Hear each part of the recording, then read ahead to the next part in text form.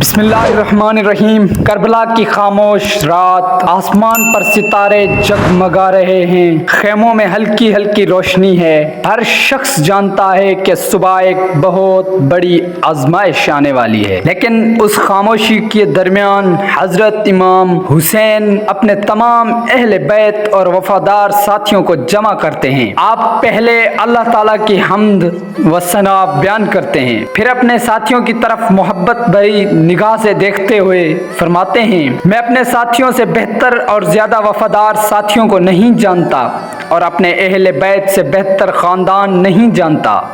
اللہ تعالیٰ تم سب کو بہترین جزا عطا فرمائے۔ پھر آپ ایک ایسا جملہ فرماتے ہیں جس سے تاریخ کبھی نہیں بھول سکی۔ آپ فرماتے ہیں، دشمن صرف مجھے چاہتا ہے، اگر تم چاہو تو رات کی تاریخ سے فائدہ اٹھا کر یہاں سے چلے جاؤ، میری طرف سے تم پر کوئی ملامت نہیں ہوگی۔ یہ سن کر پورے خیمے میں خاموشی چھا جاتی ہے۔ پھر سب سے پہلے حضرت عباس کھڑے ہوتے ہیں اور عرض کرتے ہیں، اے امام، کیا ہم آپ کو چھوڑ کر چلے جائیں؟ اللہ کی قسم ایسا کبھی نہیں ہو سکتا۔ اس کے بعد دوسرے وفادار ساتھی بھی ایک ایک کر کے کھڑے ہوتے ہیں۔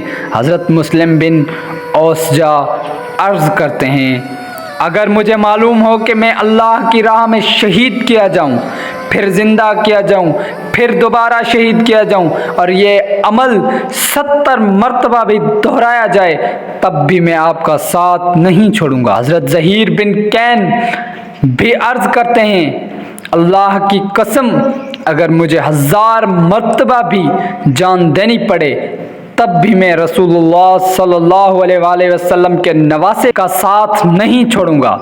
یہ الفاظ سن کر حضرت امام حسین کی آنکھوں میں اپنے ساتھیوں کی وفاداری کی قدر نمایاں ہو جاتی ہے۔ اس کے بعد پوری رات عبادت، دعا، تلاوت قرآن اور اللہ تعالیٰ سے مناجات میں گزرتی ہے۔